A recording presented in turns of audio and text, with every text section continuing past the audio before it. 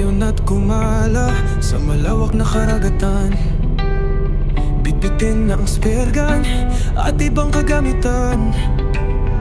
Sisirin ang kailaliman, tuklasin at hangaan. Bahura na makulay at mga istang kumikinang. Ano man ang paraan mo, subukan mo na lang manalo. Tara na at hulihin sa paraan mo.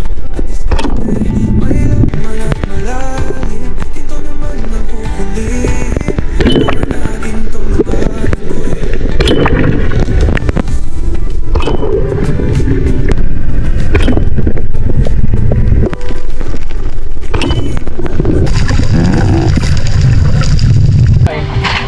Dalawang pinabakan. Dalawang piraso pa lang yun. Boundary na. Baba na kayo mga lods. Ano din na si Tuday? Kasi utol.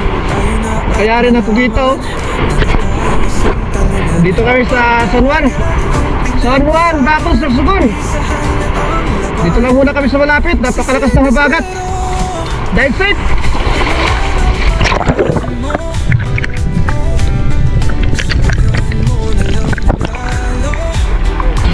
Punta natin yung nagpugita. Welcome back sa panibagong episode. Adventure muli kasama si Bro Dave, si Utol Dinis at saka ang bangkero. Si Uragon Spearfishing nga pala ay nasa isang bangka din at nasa kalapit na bahura lang din ang pinuntahan nila. At ito nga mga lods, pinuntahan ko ang nanghuli ng kugita. Tropa din natin to na Espiro, pero sa night dive sila madalas mga lods. At ganon din yung isa na to mga lods, isa din to na Espiro. At naghahunt siya ng surahan, may flashlight na dala at saka maliit na pana. Sa bandang unahan lang kasi niya tayo maghunt mga lods, kaya dinaanan ko na. At kinumusta ko na rin mga lods kung may huli na, pero wala pa daw at madalang ang isda. Ito na nga rin pala ang warm up dive natin sa araw nito. Hindi naman gaano kalalim kaya sinubukan ko na, baka kasi may isda na makita at mayari kagad natin. Habang palapit sa bahura, tinignan ko muna kung saan ako banda lalapat. At nakafocus ako mga lods sa mga bite fish na ito. Masyado kasing malilikot, sign yan na mayroon mga malalaki na isda sa malapit. Pero nang bumaling ako ng tingin dito sa hawakan na bahura mga lods, may napansin ako sa unahan, isang black grouper.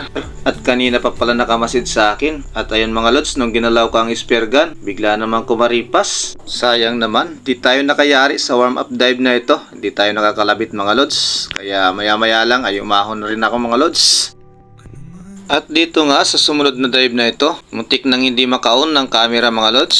Napakalapit na kasi ng isda. Minsan kasi pag alanganin na at masyado nang malapit ang isda, naiyon pa lang ang camera. Naaalarma sa tunog ng camera mga lods at makaripas ang isda. Pero sa pagkakataong ito mga lods, natira naman natin ito. At dalawang magkasama mga lods, nayari natin yung isa. At ito yung unang isda natin sa araw na ito. Isang trevally mga lods, ang tawag dito sa amin ay barurog. Napakadulas kasi ng katawan nito. Kung mapapansin nyo nga pala mga lods, medyo lumalabo ang visibility. Nagbabago na kasi ang current, kaya ganon mga lods. At dala pa rin ng pag-ulan nung nakaraan, kaya ganyan ang tubig mga lods sa may banda malalim.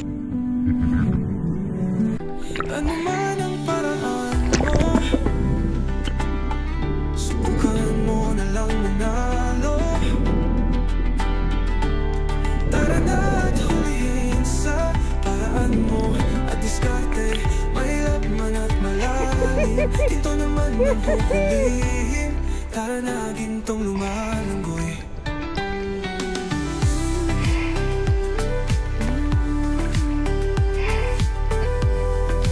At ayun mga lods, nang matanggal ko nga si shafting ang isda na to, tinawag ko na rin dyan mga lods ang bangka at tinakyat ko ang isda na ito.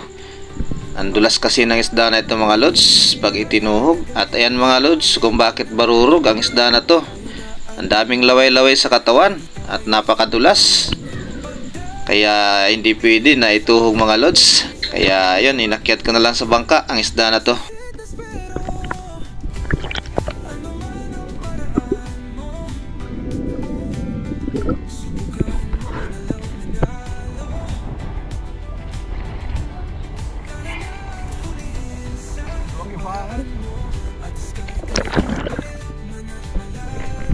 At ito na muli ang sumunod na dive ko mga lods, nang mailagay ko ang isda sa bangka. Umabanti na ako ng kaunti at dito na ako lumapat sa may buhanginan. Sa mga oras na yan mga lods, napakarami na kasing bite fish. At sa spot na ito mga lods, madalas dito dumadaan ang mga trivalis sa may mabuhangin na ito na parte. Kaya dito na ako nag-ambush mga lods at nagbakasakali na makayari tayo dito. Tumagal din ng ilang segundo mga lods bago nagpakita ang isda. At hindi lang isa mga lods, kundi napakarami. Grupo nga ng Golden Trevally ang nagpakita dito mga lods, pero malayo ang distansya nila. Pinilit ko pa sana na abutin yung isa na to mga lods, pero sadyang mabilis ang langoy nila mga lods at hindi man lang lumingon kahit ang isa mga lods, kahit na nagdusting na ako dito. Halos pare-pareho lang ang size. Estimate ko mga lods, hindi bababa sa 5 kilo ang isa. Sayang naman at hindi tayo nakabawas kahit isa man lang. Kahit na ginamitan ko na rin ng nakakaakit na fish call, pero walang bumalik mga lods, kaya minabuti ko na lang na umahon at binalikan na lang ulit sa sumunod na dive. At ito na nga ang sumunod na dive, same lang kung saan ako lumapat kanina. Exciting na ang bawat minuto na nag-aantay ako mga lods. Dahil ang mga oras na ito ay ito na yung oras na dadaan talaga ang mga trivalis. Kaya hindi na ako naiinip sa ilalim mga lods. At maya maya lang ilang minuto mga lods na nakalipas, may nagpakita na kagad. Napakalapit kaya kinalabitan ko kagad at nayari natin to mga lods. Ito yung pangalawang isda natin sa araw na ito. Mas maliit sa naunang nagpakita na Golden Trevally, pero panalo na rin to mga lods. Ayos at nakayari na kagad tayo.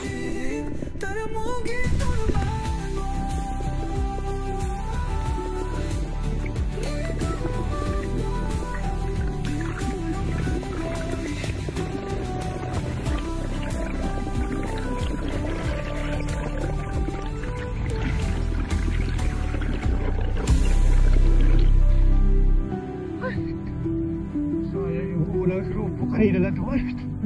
Ang lalaki na sana nun. Walang nabawasan kahit isa. Ang paraan mo, subukan mo na lang manalo.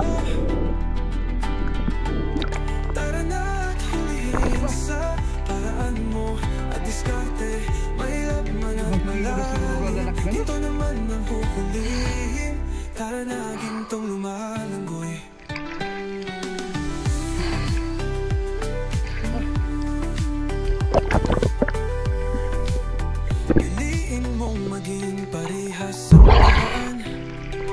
Pada ano, kalahati lang sa ano, ng lupa ng grupo.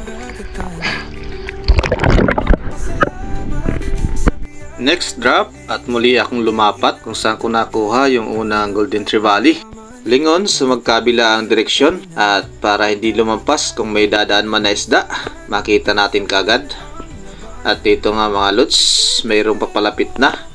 At malaki na to mga lods. Papunta sa may bandang likuran ko mga lods, kaya hindi ko na sinundan at hinayaan ko lang na makaikot. At ito na nangyari mga lods.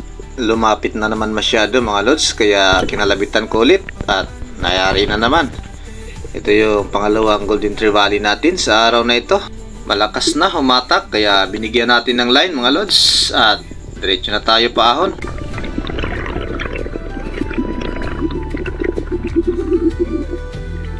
Nasa 23 meters din yata ang lalim ng spot na to mga lods. Kaya hayaan lang natin ng isda kapag ganyan na kalalaki mga lods. Mas okay na ahon na kagad tayo. Ala! Woohoo! Ayos! Na di tayo isang talunan, pagdagat ang pinag-usapan, umpisahan na ang labanan. Sisid na spill, ano man ang paraan mo, subukan mo na lang manalo.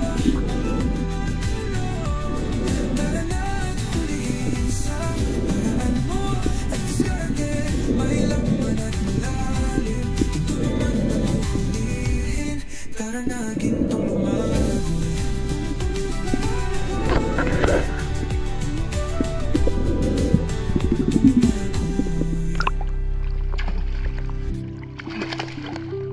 na yung unang dumaan kanina. Ganito na yung kalalaki. Isang grupo.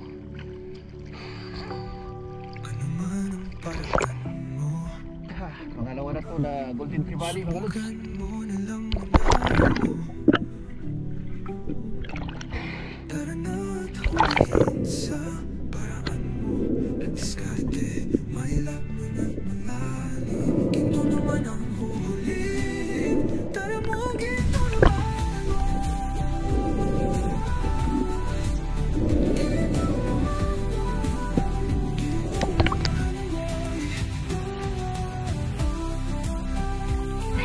Next dive at dito pa rin sa kung saan ako nakakuha mga lods, at nakakagulat to mga lods, may nagpakita kaagad na Golden Trevally. Kinalabitan ko na kaagad, baka lumampas pa mga lods, sayang, napakalaki na nito mga lods. Ito yung pangalawang malaki na nadali natin dito.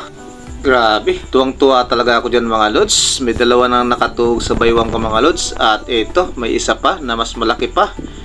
Ayos talaga, panalong panalo mga lods.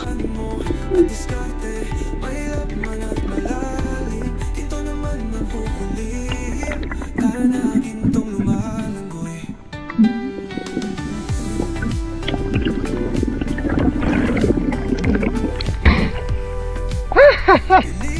Para sinta duwan! Parehas ang paraan. Para sinta! Sira na naman! Pinakuha ko na nga pala si Bro Dave at saka si Utol Dinis. Nasa may bandang taas kasi sila. Nandito kasi yung isda mga lods, kaya kailangan nang apurahin. At sila Utol Ariel, nandyan na rin sila. Kadarating lang sa may bandang baba. Pagsasaluhan na namin to mga lods, ang isda na nandito.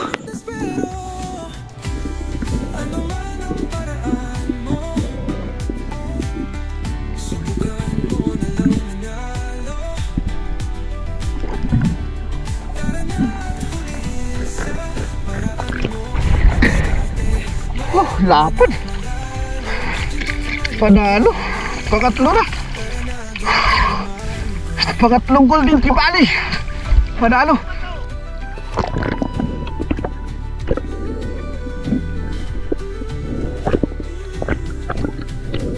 Piliin mo maging parehas ang paraan. Huwag mong sirain ang karagatan. Magpasalamat sa Akyat na muna sa bangka at mabigat-bigat na sa baywang. Tatlo na to mga lods. na di tayo isang talunan. Pagdagat ang pinag-usapan. Umpisahan na ang labanan. Sisid na spero. Ano man ang paraan mo. Nang mayakyat ko nga sa bangkayan mga lods, nag-dive pa ako ng ilang dive. Pero naputol yung rubber ko mga lods, kaya makyat ako ng bangka. Sila Bro Dave nakakuha din dyan at 5 piraso din ang nayari ni Bro Dave. Pero si Utol Dinis walang nadali dyan mga lods. Kaya lumipat kami ng bahura mga lods pagkatapos kong maayos ang aking pana. At dito naman sa nalipatan mga lods, nagpakita ang isda kung kailan pa ahon na ako. Kaya nag-on ako ng camera mga lods. Eto na, videoan pa natin mga lods, pero nakawala din ang isda na to. Naalanganin na yung patama ko dito mga lods kasi paahon na nga ako at kapos na rin sa hangin. Pinilit ko na lang ang isda na matira mga lods. Sayang naman.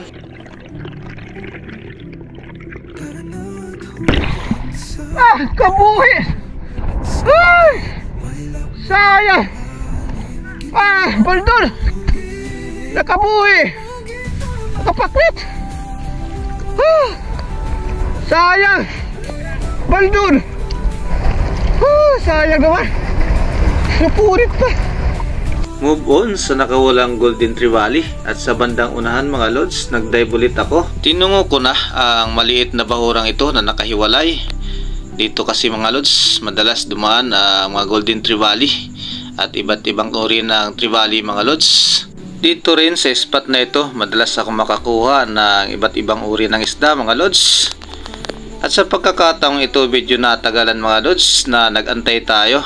Medyo may kababawan lang naman ang spot na ito, kaya kaya pa naman ng hangin sa dibdib. Inantay ko pa ng ilang segundo mga lods at paglingon ko sa may bandang kaliwa, may nakita na ako na isang Golden Dot Trevally at kala ko mag-isa lang. Pero sumugod na yung karamihan mga lods nung napansin ako. At itong nauna na Golden Trevally, yun ang natira ko mga lods dahil medyo malaki na. At yung iba naman ay hindi pa ganong malaki kaya ito na yung tinira ko. Panalo na naman mga lods at nakayari ulit tayo ng Golden Trevally. Spot ng Golden Trevally, napakapanalo talaga dito. Sa previous video ko, nakayari din ako mga lods ng 4 na piraso. Nung nakaraang araw lang yun mga lods. At ngayon, nakarami ulit tayo. Ito na nga pala yung huling isda ko sa araw na ito mga lods. At ang oras ay mag-aalas 5 na rin. Kaya nang matapos kong may tuhog ang isda na yan, ay tinawag ko na rin ang bangka. At umakyat na rin.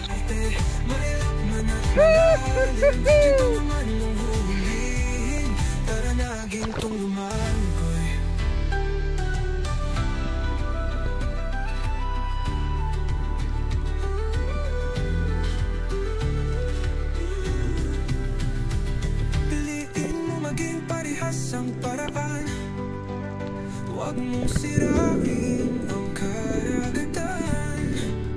Magpasalamat sa biyaya na galing sa ating inang dagat. Tayo na at malaman na di tayo isang talunan.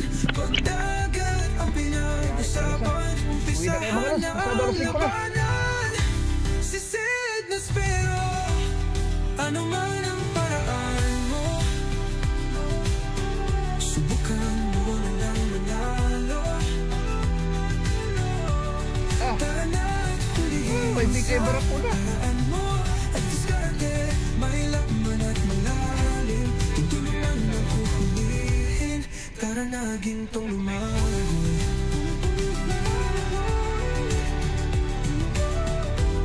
Uwi na kami.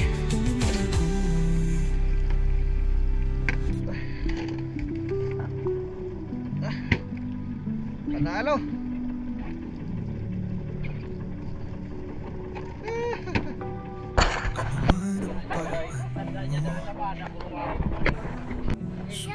Ayan ang kuha ni Utol, Uragon Spearfishing oh. Ha? 4 na piraso. Ito naman yung mga nayari namin. 5 piraso tapos yung kay Dave.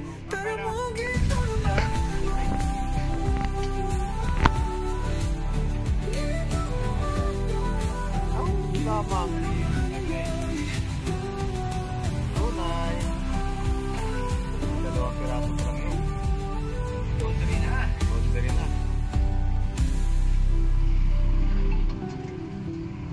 Okay. Ako hindi na ko pa. Boy pa, laban mo. Sariwa pa. Ganyan talaga hapon. Sariwa talaga yan, ngayon lang yan. Tumanik na dyan si mama. Ganyan niya. Oh. Matangan mo daw.